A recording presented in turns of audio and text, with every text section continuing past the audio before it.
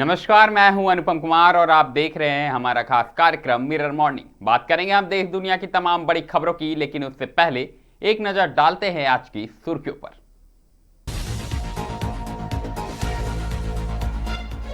America Iran तनाव के बीच देश भर में पेट्रोल डीजल 3 रुपये महंगा, सीएनजी दरों पर बढ़ी बढ़ोतरी।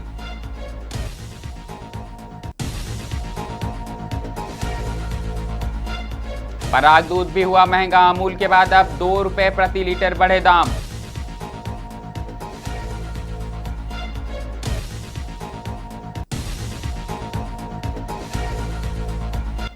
पीएम मोदी का 5 देशों का रणनीतिक दौरा, व्यापार, तकनीक और हरित विकास पर रहेगा फोकस।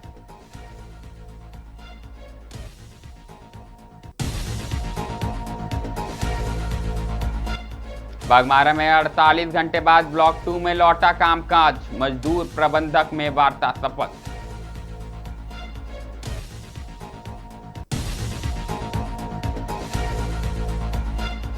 सोहराय पेंटिंग से सजा खजूरी विंध्यमगंज मार्ग, झारखंड की संस्कृति को मिली नई राष्ट्रीय पहचान।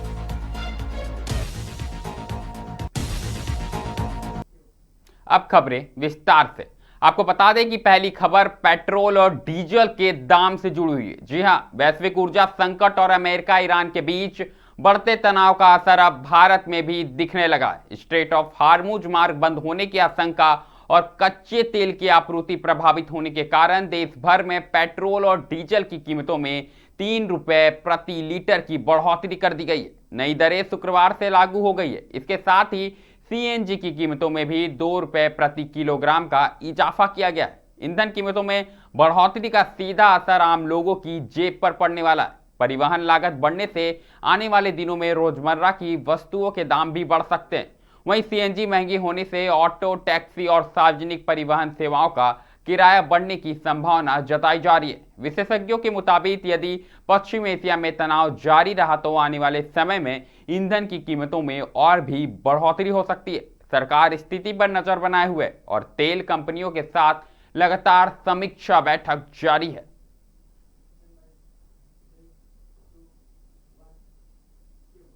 अगली खबर भी महंगाई से जुड़ी हुई है। आपको बता दें कि देश भर में दूध की बढ़ती कीमतों का असर अब कहीं ना कहीं लोगों की जेब पर साफ तौर पर दिखाई देने लगा। दरअसल अमूल द्वारा दूध के दाम बढ़ाए जाने के ठीक एक दिन बाद अब पराग डेयरी ने भी दूध की कीमतों में 2 रुपये प्रति लीटर की बढ़ोतरी कर दी है। नई दरें 15 मई की शाम से लागू हो गई है। कंपनी की ओर से जारी जानकारी के अनुसार उत्पाद लागत, पशु चारे की बढ़ती कीमत और परिवहन खर्च में इजाफा के कारण दूध के दाम बढ़ाने का फैसला किया गया। नई कीमत लागू होने के बाद पराग के विभिन्न दूध उत्पाद अब पहले की तुलना में अधिक कीमत पर मिलेंगे। दूध के लगातार बढ़ते दामों से घरेलू बजट पर असर पड़ रहा है। खासकर मध्य वर्गीय और निम्न आय वर्ग के परिवारों में चिंता बढ़ गई है। उपभोक्ताओं का कहना है कि रोजमर्रा की जरूरतों की कीमतें लगातार बढ़ रही हैं, जिससे रसोई का खर्च संभालना मुश्किल होता जा रहा। वहीं डेयरी कंपनियों का कहना है कि किसानों को बेहतर भुगतान और उत्पादन लागत को संतुलित रखने के लिए कीमतों में संशोधन जरूरी हो गया था। अमूल और पराग के बाद अब अन्य डेयरी कंपनियों के दाम बढ़ने की संभावना जताई जा रही है।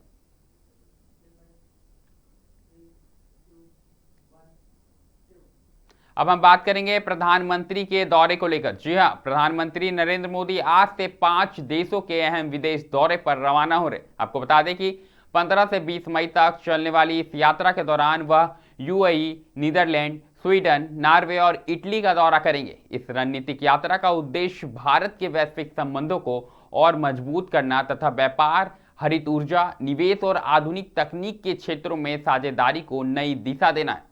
प्रधानमंत्री अपने दौरे की शुरुआत यूनाइटेड अरब अमीरात से करेंगे, जहां ऊर्जा, निवेश और इंफ्रास्ट्रक्चर से जुड़े कई अहम समझौते पर चर्चा होने की संभावना है। इसके बाद बात करें तो वह नीदरलैंड, स्वीडन, नॉर्वे और इटली का दौरा करेंगे। इन देशों के साथ भारत की तकनीकी सहयोग, रक्षा, हरित विकास और डिजिटल निवेश को लेकर बातचीत होगी। सरकारी सूत्रों के अनुसार यह दौरा वैश्विक आर्थिक सहयोग को मजबूत करने के साथ साथ भारत की अंतर्राष्ट्रीय भूमिका और प्रभावशाली बनाने की दिशा में महत्वपूर्ण कदम माना जा रहा है। प्रधानमंत्री विभिन्न देशों के शीर्ष नेताओं और उद्योग जगत के प्रतिनिधियों से भी मुलाकात करेंगे।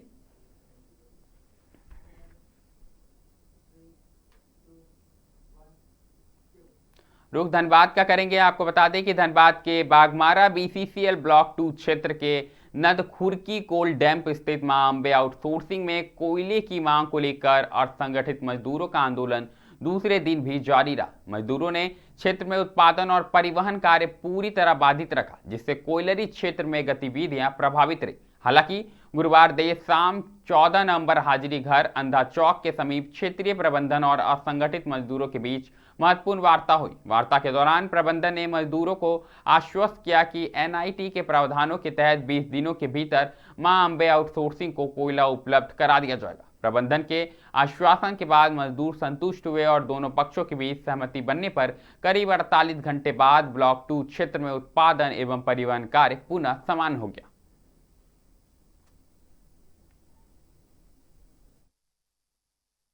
अभी प्रबंधन साहब बढ़ता हुआ क्या बढ़ता हुआ मजदूर का जो मांग थी मां अंबे कोयला का देने का, उस पर थाना प्रभारी और CISF कमांडेंट की उपस्थिति में कोयला देने का लिखित एग्रीमेंट हुई है।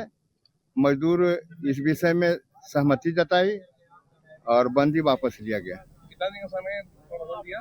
20 दिन का समय दिया गया है। बात करेंगे NHAI से जुड़ी खबर को लेकर। जी हां, आपको बताते हैं कि भारतीय राष्ट्रीय राजमार्ग प्राधिकरण यानी NHAI की ओर से तैयार किए गए खजुरी से विंध्यमगंज खंड के फ्लाईओवर को अब झारखंड की पारंपरिक सोहराय पेंटिंग की खूबसूरत कलाकृतियों से सजाया जा रहा है। दरअसल आधुनिक सड़क निर्माण के साथ स्थानीय संस्कृति को जोड़ने की यह पहल लोगों के बीच चर्चा का विषय बनी हुई है। फ्लाईओवर की दीवारों और पिलरों पर बनाई गई रंग बिरंगी सोहराय पेंटिंग झारखंड की सांस्कृतिक पहचान, ग्रामीण जीवन, प्राकृतिक और लोक परंपराओं को जीवंत रूप से प्रस्तुत कर रही है। इसके साथ ही राज्य के महापुरुषों और सांस्कृतिक धरोहर की झलक भी इन कलाकृतियों में दिखाई दे रही है। राजमार्ग से गुजरने वाले यात्रियों और राहगीरों का ध्यान यह आकर्षण कला और अपनी ओर कहीं ना कहीं खींचता हुआ नजर आ रहा है। लोगों का कहना है कि इससे न केवल सड़क की सुंदरता बढ़ी है, बल्कि झारखंड की पहचान को भी राष्ट्रीय स्तर पर नई पहचान मिल रही है। NHAI द्वारा आधारभूत संरचना विकास के साथ साथ स्थानीय कला और संस्कृति के संरक्षण एवं प्रचार प्रसार पर भी विशेष ध्यान दिया जा रहा है। इस पहल से क्षेत्रीय कलाकारों को मंच मिलने के साथ रोजगार और प्रोत्साहन भी प्राप्त हो रहा है।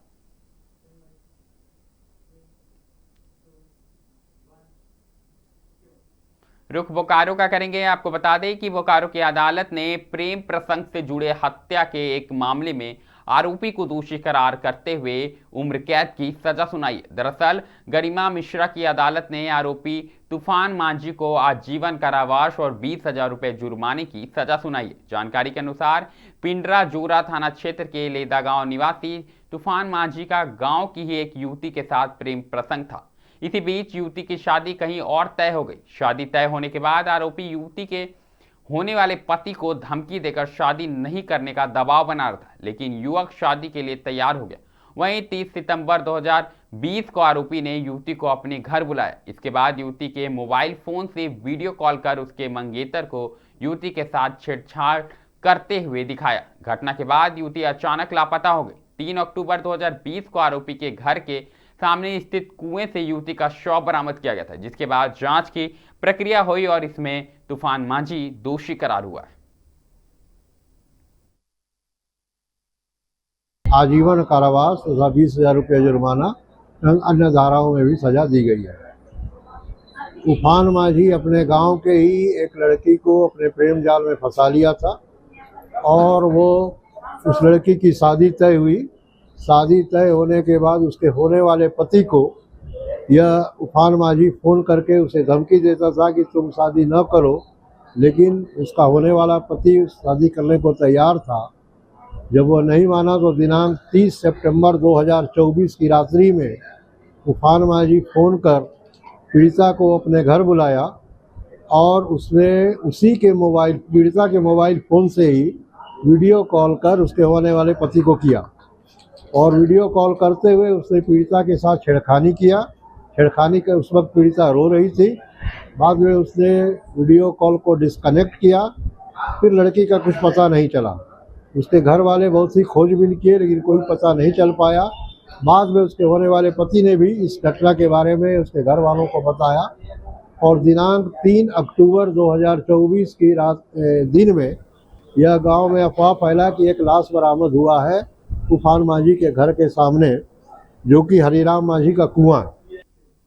अगली खबर शिक्षा जगत से जुड़ी है। आपको बता दें कि धनबाद में LLM की पढ़ाई शुरू कराने और धनबाद लॉ कॉलेज को सरकारी कॉलेज घोषित करने की मांग को लेकर AISF छात्र संगठन ने वाइस चांसलर कार्यालय के बाहर धरना प्रदर्शन किया। दरअसल छात्रों ने अपनी मांगों को लेकर खून से लिखा मांग पत्र भी वाइस चांसलर के नाम सौंपा। छात्रों का कहना है कि लॉ कॉलेज में LLM कोर्स शुरू करने की प्रक्रिया काफी समय से लंबित है, जबकि इसे एकेडमिक काउंसलिंग और सिंडिकेट से मंजूरी मिल चुकी है। छात्रों ने बताया कि अब एप्लीकेशन कमेटी के निरीक्षण और अंतिम प्रक्रिया का इंतजार है। उन्होंने यह भी मांग उठाई कि धनबाद लॉ कॉलेज को सरकारी कॉलेज घोषित किया जाए और छात्रों को समय पर स्कॉलरशिप उपलब्ध कराई जाए। वहीं कॉलेज और यूनिवर्सिटी प्रशासन की ओर से आश्वासन दिया गया है कि आने वाले 3 महीनों के भीतर प्रक्रिया पूरी होने की संभावना है। साथ ही वर्ष 2027 में LLM सत्र शुरू करने की भी बात कही जा रही है।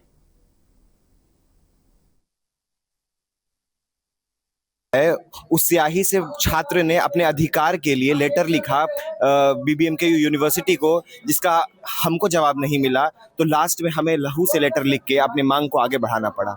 छात्र का ये अधिकार उसका एजुकेशन का अधिकार है, लेकिन उसका अधिकार हनन हो रहा है। लाइब्रेरी का हाल आप जान रहे हैं, सरकारी व्यवस्था का हाल जान रहे हैं। लॉ के छात्रों के साथ इतनी जाति हो रही है, तो बाकी जो कोर्सेज के छात्रों में तो क्या है? देखिए, जाति छात्र सिर्फ लॉ के छात्रों के साथ नहीं हो रही है, जाति पूरे जिले में सारे कॉलेजों में हो रही है। लेकिन सारे कॉलेजों में छात्र सक्षम नहीं है, उनको डराया जाता है, उनको धमकाया जाता है, कि दबाया जाता है कि वो आगे ना जाएं, वो अपनी बातें ना आगे लेके जाएं। उनको डर है कि प्रक्रिया में है, अड़चन कहीं नहीं है। विश्वविद्यालय के द्वारा ये मांगा गया था और इस हमने प्रपोजल दे दिया है। विश्वविद्यालय उसमें जहाँ से मुझे जानकारी प्राप्त हुई कि बोर्ड ऑफ स्टडीज बनानी है और एकेडमिक काउंसिल को पास करके एप्लीकेशन वगैरह सारे हो जाएंगे, प्रोसेस में है। तो जैसे ही प्रोसेस पूरा हो जाता है, उम्मीद हम कर रहे हैं कि 27 के जो सेशन है वहाँ से LLM की पढ़ाई हमारे कॉलेज में शुरू हो जाएगी। 27 महीने का अल्टीमेटम लोग मांग रहे हैं। अभी तो प्रक्रिया है। ये लोग बता रहे हैं कि ये 3 से 4 महीना लगेगा ये सारे चीज़। अच्छा, कुछ छात्र आरोप लगा रहे हैं कि जो कर्मी है वहाँ के, उनका बिहेवियर सही नहीं है। ये जानकारी में आया है, जिसको कि हम जीबी में रखेंगे, जीबी पर रखेंगे और जीबी से ही। अगली खबर भी धनबाद से है। आपको बता दें कि निरसा के राजपुरा के 16 आना तालाब में पिछले करीब 10 दिनों से तालाबों में मछलियां मर रही हैं। दुर्गंध के कारण आसपास के ग्रामीणों का जीना मुश्किल हो गया और लोगों में बीमारी फैलने की आशंका भी बढ़ गई है। वहीं ग्रामीणों ने बताया कि तालाब में स्थानीय निवासी सुमित चटर्जी द्वारा मछली पालन किया जाता है। लगभग 10 दिन पहले तालाब में मछलियां मरनी शुरू हुई, लेकिन अब तक मृत मछलियों को तालाब से बाहर नहीं निकाला गया। ग्रामीणों का आरोप है कि इस संबंध में कई बार सुमित चटर्जी से आग्रह किया गया, बावजूद इसके सफाई की दिशा में कोई ठोस पहल नहीं की गई। ग्रामीणों का कहना है कि लगातार सड़ रही मछलियों के कारण दुर्गंध दिन प्रतिदिन बढ़ती जा रही है। यदि जल्द ही तालाब की सफाई नहीं कराई गई तो महामारी जैसी स्थिति उत्पन्न हो सकती है।